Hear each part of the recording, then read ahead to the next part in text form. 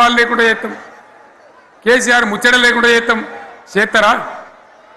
ఇవాళ మనం కూడా సభ పెట్టుకుంటే ఎన్ని అడ్డంకులు దానికి. ప్రైవేట్ స్కూళ్ళు బస్సులు ఇస్తే వాళ్ళకు నోటీసులు ఇవ్వడం, అడుగడుగున ఆర్టీఏ అధికారులను పెట్టి పోలీసులను పెట్టి ట్రాఫిక్లు జామ్ చేయడం. ఇప్పుడు కూడా సభకు రావాల్సిన వాళ్ళు 1,50,000 మంది బయటనే ఆగిపోయింది.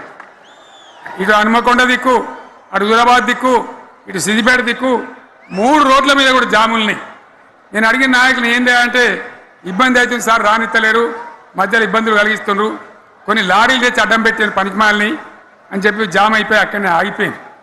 నేను అన్న ఇంకో అర్ధగంట ఆగి మాట్లాడదామంటే మా వాళ్ళంతా ఉండి లేదు మనోళ్ళు దూరం పోవాలి, ఇక రాని వాళ్ళు ఎట్లా అందరూ మనం మాట్లాడి సభ ముగించాలని చెప్తే నేను వేదిక మీదకి వచ్చిన. ఇన్ని అడ్డంకులు ఇంత కడుపు ఆపుతారా? బీఆర్ఎస్ సభలను ఆపుతారా?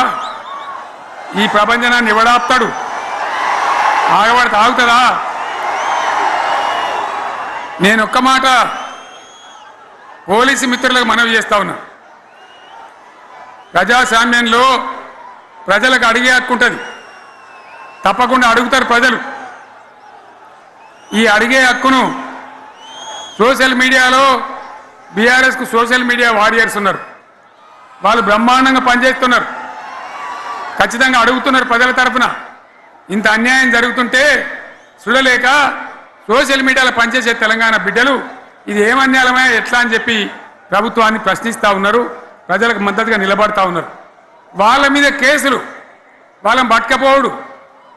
పోలీస్ సోదరులను నేను అడుగుతా ఉన్నా, మీరెందుకు దునుకులాడుతుండ్రే?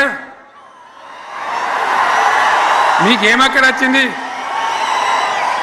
మీకు ఒక్కటి చెప్తున్నా నేను, గ్యారంటీగా పోలీసు మిత్రులారా, ఇవాళ పోయి రాత్రి మీ డైరీలలో రాసుకోండి,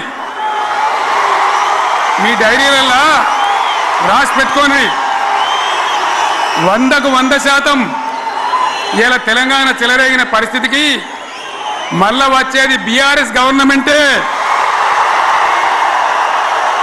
అది ఎవరు కూడా ఆపలేడు, అది ఎవరి తరం కాదు, ఎవరి వశం కాదు. మీకు తెలియదా?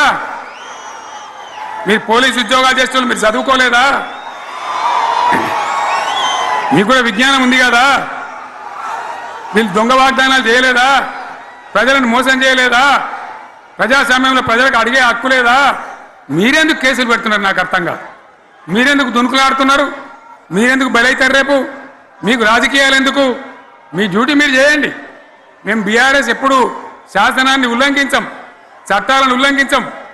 అయినా నేను ఒక్క మాట మళ్ళీ చెప్తా ఉన్నా, మీకు ఆల్రెడీ చెప్తా ఉన్నారు పార్టీ నుంచి, ఎక్కడ ఎవరిని మీ మీద అన్యాయం కేసులు పెట్టినా మన టీఆర్ఎస్ లీగల్ సెల్ వీరులు ఉన్నారు, మీకు భయపడే అవసరం లేదు. న్యాయస్థానాలని అక్కడ పోరాటం చేద్దాం. మీకు అండగా కేసీఆర్ ఉంటాడు, బీఆర్ఎస్ ఉంటుంది, అందరం ఉంటాం. ఇక ఈడికెళ్ళి నేను కూడా ఊకోను, నేను బయలుదేరతా. యాందాకైనా మంచిదే, ఎవరెవరి సంగతి ఏందో, ఎవరైనా లెక్క ఏందో అన్ని కూడా లెక్కలు తీద్దామని మనవి చేస్తా ఉన్నా. ఈ రకంగా